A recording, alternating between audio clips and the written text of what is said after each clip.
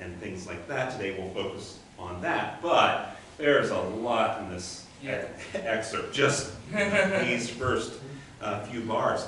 So every time we choose a piece of music, rehearse a piece of music, perform a piece of music, we are exposing our musical values to the ensemble, to the audience, etc., etc. So even in a rehearsal, you have to make certain choices about what are my priorities? And that's going to send signals to the students. If you're always going after notes and rhythms, that tells them that all you're interested in is notes and rhythms, right? And by the way, a Craig Kirchhoff-ism that I'll share, if you're spending 85% of your time talking about notes and rhythms, you've chosen a piece that's too difficult for your ensemble, right? Gear down a little bit. So that you can, like, I would love if we had the opportunity to talk about a phrase. Well, you can't talk about a phrase because your students can't play the rhythms and the notes at the right time, right? So gear down a little bit. That's another thing for another day. So what are your priorities in the first, let's just say the first 8 bars of music? Because that's all we're going to do right now. I want it to sound like very stately, very more regal than lyrical. You know, in a mixture of that. So. Okay. Okay, stately's good. I like stately. How musically do we achieve stately? I think more of a mix, more of the mixture of an attack of that. I don't know. Okay, well, it's the I don't know that we have to go after, yeah. Right? Because it always goes back to what Professor Haycock was saying. Like, sometimes you have to go in reverse order. How do I want this to sound? Stately. What do I need to do to get stately to happen? Well, I don't know, right? And that's the part, that's why we're here, right? I try to figure that out. Like, I want it to sound like this, but I'm not sure what I need to do to get it to sound like that. So, could you just conduct everybody and only play if you have quarter note, quarter rest, quarter note, quarter rest. So nobody that has the tune. Okay? And I think stately comes as much here as it does with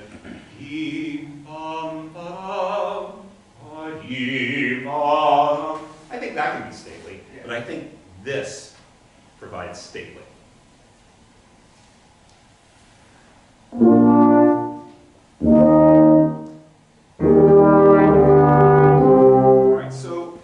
About the very first note. Could you just play and hold the first note? I do a lot of this. I'm sorry. Play and hold the first note.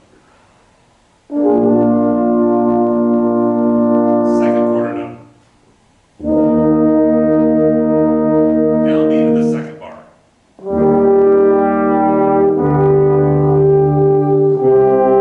Now, if we know one thing about Wagner, right? And all of this, by the way, is not his music. There's one measure. That's him. Everything else is who?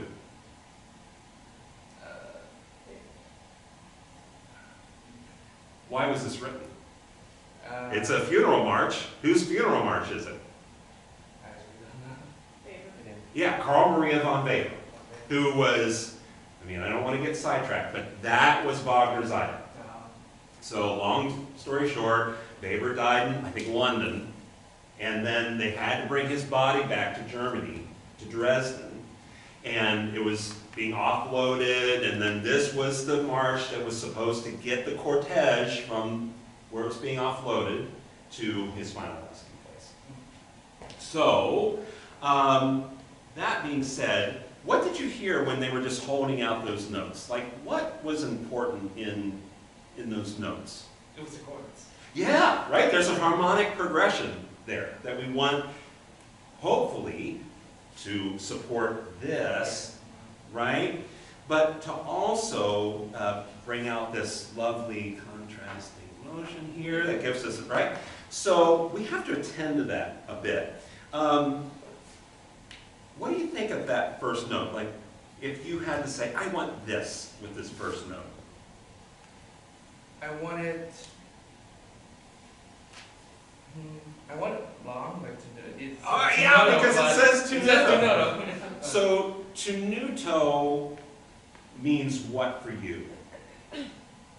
It means more. Not just long, right? Yeah, no. Otherwise, we could just write a dotted quarter note rather than a quarter note. There's something about it. What were you doing over there? Yeah. To me, it's like pressing. I like to tell my undergrads, tenuto is like a memory foam pillow, and we're just going to press our hands into it just enough to create our handprint before we move away from it. If we do this, that's not tenuto, right? We're not pressing. So tenuto's a tricky articulation to pull off because we have to get stuck just a little bit. We have to press the tip of the baton into that memory foam just enough that it creates that indentation before we move away from it. So I'd like if you could just conduct those first two notes and focus on tenuto. And if we only do one thing in our 3 minutes, it would be those two notes.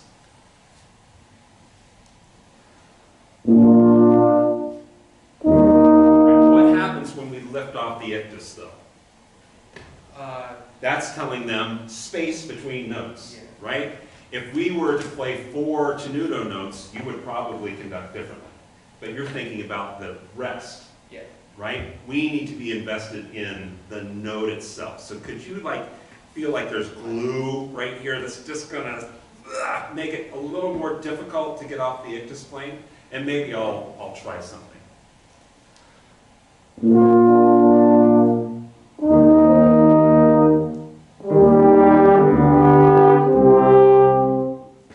I mean, we could spend another 10 minutes just on those 2 bars, Yeah. right? Which, by the way, makes this piece very difficult.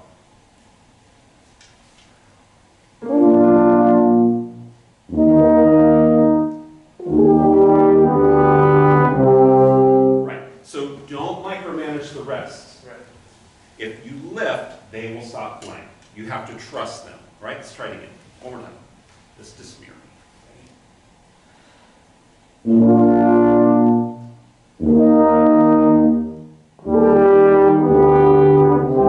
that's different because those are accents, right? We'll do the first phrase, just 4 measures. Everybody's in.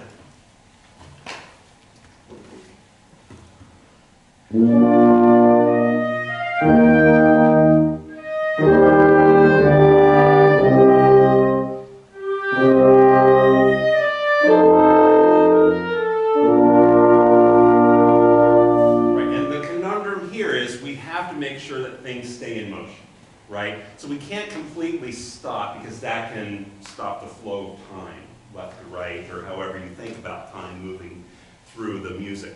But just enough that it gives them some information to say, oh, okay, I've got to linger on this note just a bit longer than I want to. Nice job!